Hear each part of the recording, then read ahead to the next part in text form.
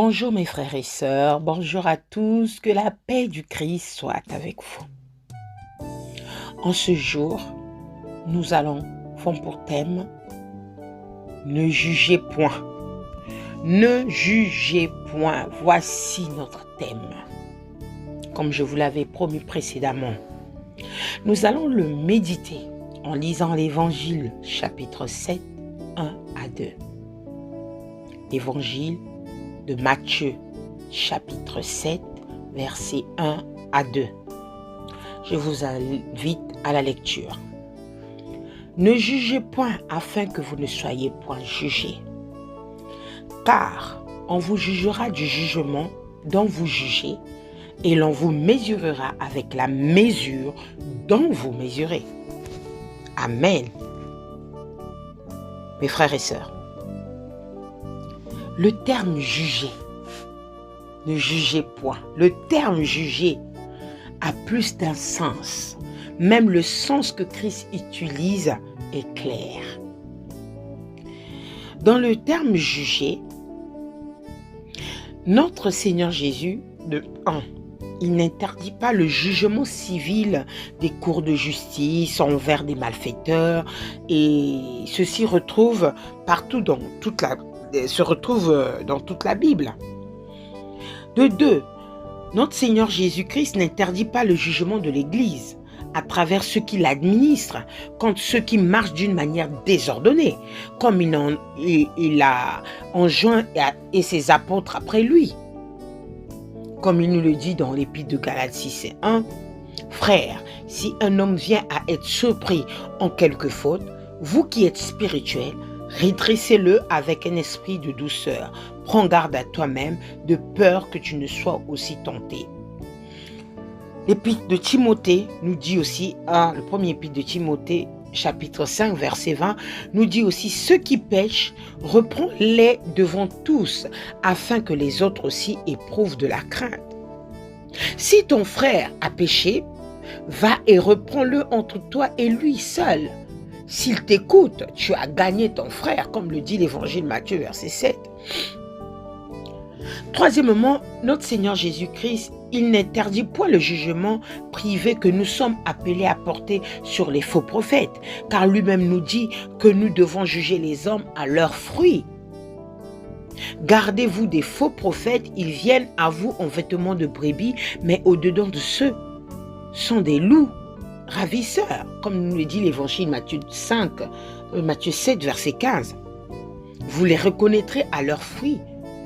Cueille-t-on des raisins sur des épines ou des figues sur des chardons? L'Évangile de Matthieu chapitre 7, verset 16.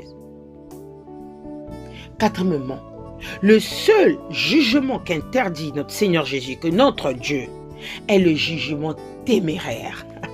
Le jugement téméraire, un jugement sans preuve, non charitable, un esprit qui cherche l'erreur, une disposition à condamner sans en examiner les raisons. Jésus nous met en garde. Pourquoi vois-tu la paille qui est dans l'œil de ton frère et n'aperçois-tu pas la poudre qui est dans ton œil, comme dit l'Évangile de Matthieu 7, verset 3. C'est de ce jugement, mes frères, que nous parlons, que nous méditons en ce jour. Ne jugez point. C'est de ce jugement que le Seigneur nous dit de mettre en garde. Nous avons l'habitude de voir la paille de l'autre sans voir notre état.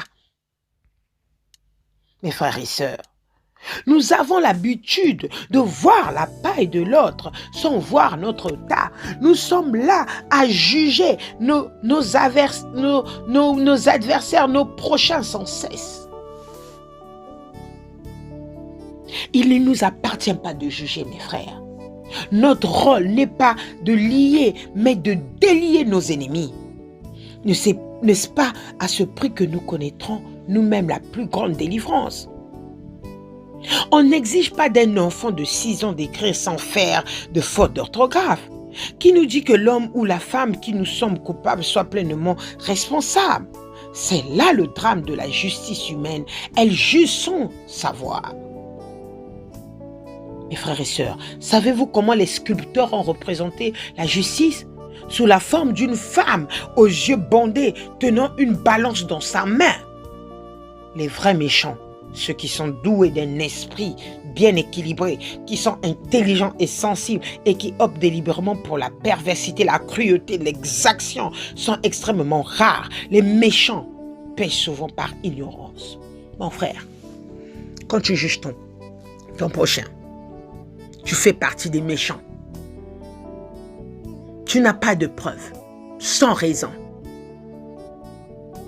Pour avoir un peu d'urgence, pour être capable de pardon, ayant un minimum de lucidité, de modestie, qu'aurions-nous fait, nous qui prétendons parfois juger, si nous étions nés dans les mêmes conditions qu'eux et placés dans les mêmes circonstances?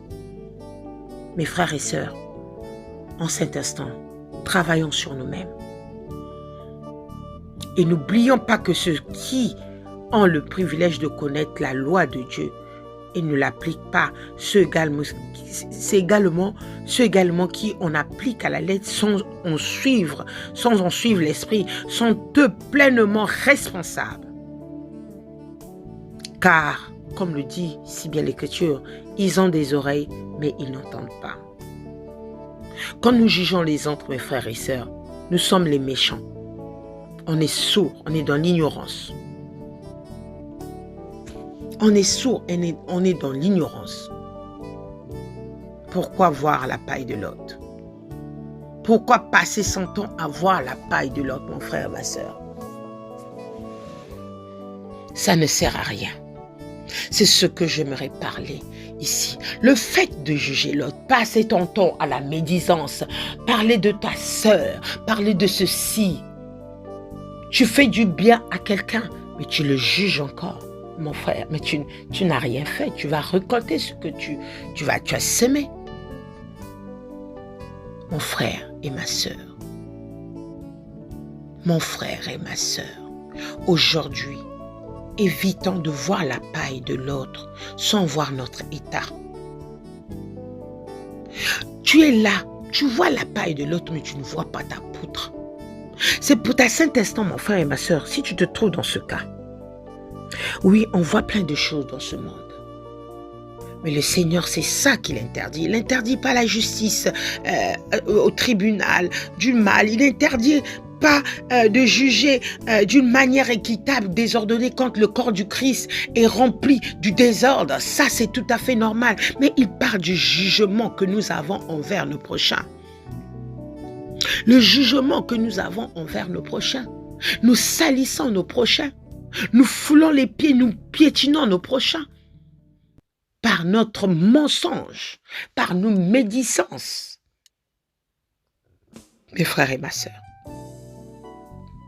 Mes frères et sœurs.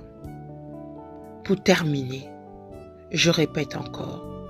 Pourquoi vois-tu la paille qui est dans l'œil de ton frère et n'aperçois-tu pas la poutre qui est dans ton œil? Que le Seigneur nous bénisse tous. Amen.